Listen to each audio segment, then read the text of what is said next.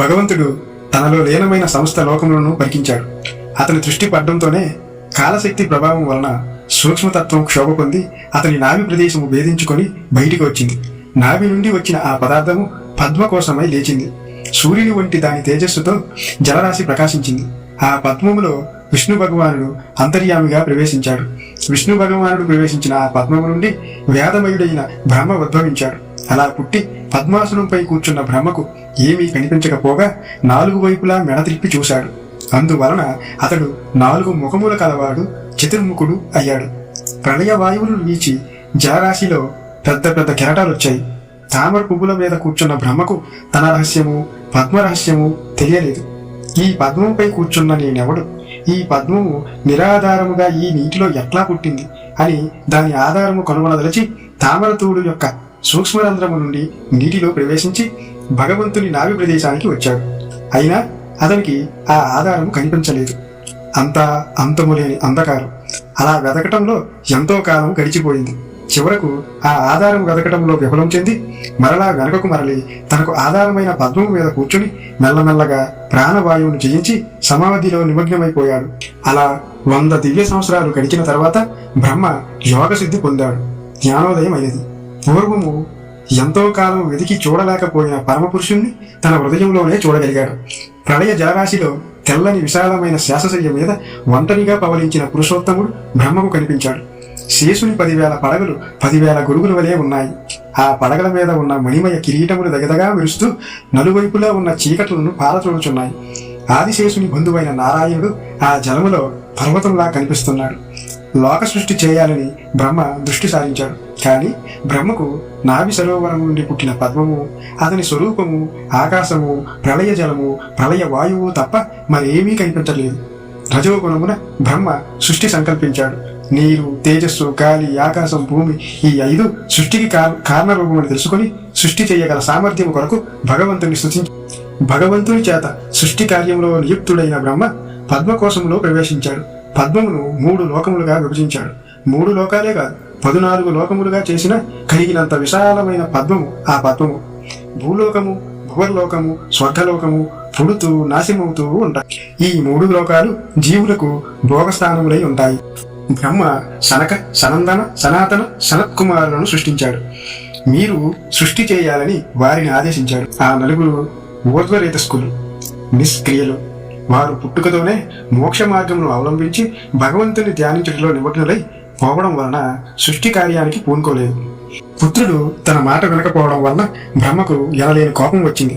నిగ్రహించుటకు ప్రయత్నం చేశాడు. అయినా కోపం వలన ముడిపడిన కనుబొమ్మల నుండి ఎరుపు నలుపు రూపమున ఒక కుమారుడు ఉదయించాడు.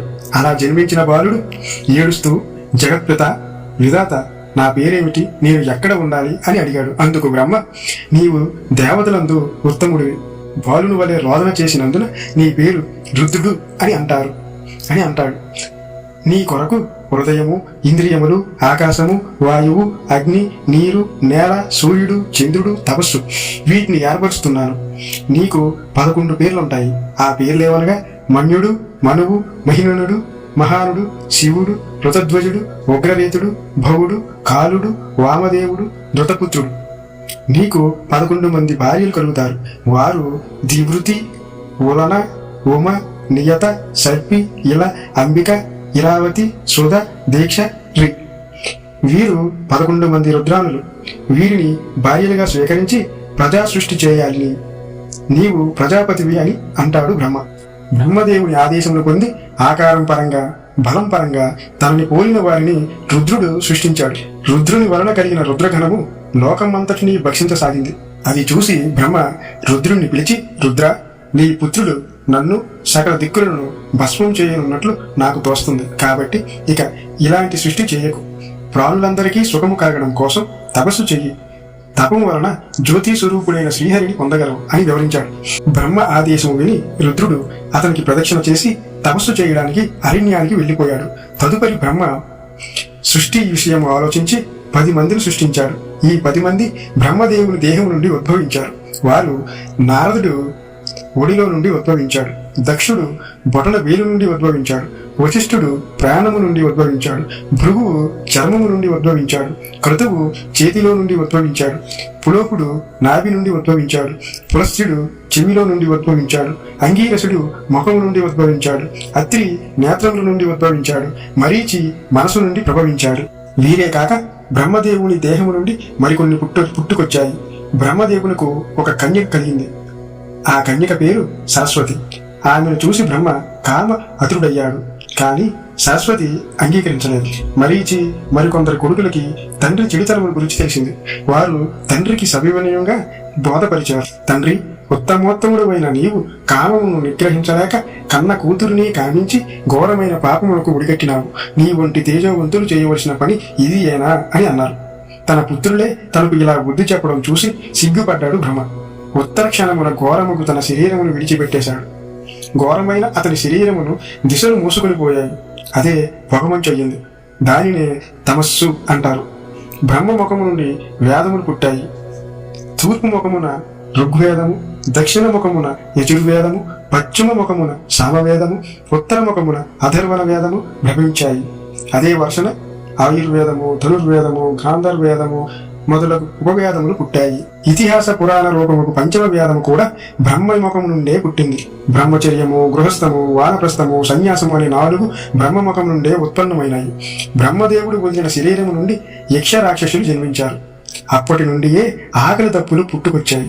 తమోమయ సృష్టిలో పుట్టిన యక్షులు, రాక్షసులు ఆకలి దప్పులకు అలమటించుచు బ్రహ్మదేవుని తినడానికి ఉడికారు. బ్రహ్మ యొక్క తాత్విక సృష్టి మూలముగా దేవతలు జన్మించారు. బ్రహ్మ తన తొడల నుండి అమరులను సృష్టించాడు. బ్రహ్మ గాంధర్వులను, అప్సరసులను సృష్టించాడు. స్వామితనము నుండి బ్రహ్మ భూత పిశాచములను సృష్టించాడు.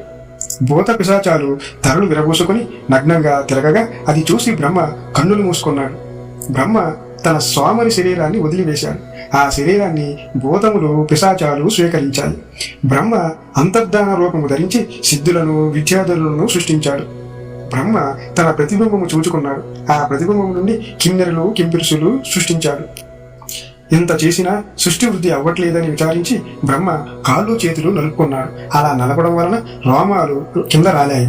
ఆ రోమాలే పాములైనాయి. ఆ పాములలో పడగగలవి నాగులైనాయి. ఎంత ప్రయత్నించినా సృష్టి వ్యాపించలేదు. దీనికి ఏదైనా దైవ విఘాతము కలదా అని బ్రహ్మ ఆలోచించాడు. అలా బ్రహ్మ ఆలోచిస్తుండగా అతని శరీరము 2 భాగాలయ్యింది. ఒక భాగము ఆడది, ఒక భాగము మగవాడు. బ్రహ్మ నుంచి ఏర్పడిన పురుషుడు స్వయంభువు మనువు. అతడు తొలి సార్వభౌముడు. బ్రహ్మ నుండి ఏర్పడిన స్త్రీ శతరూప.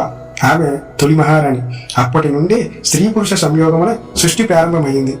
మనువుకు శతరూప వలన ప్రియవ్రతుడు, ఉత్సపాదుడు అను 2 కొడుకులు, అకూతి, దేవహుతి, ప్రసూతి అనే 3 కూతుళ్ళు కలిగారు. అకూతిని రుచి ప్రజాపతికి ఇచ్చారు. దేవహుతిని కర్దమ ప్రజాపతికి, ప్రసూతిని దక్ష ప్రజాపతికి ఇచ్చి వివాహం చేశారు. ఈ 3 కన్యల సంతానము జగమంతా నిండిపోయింది.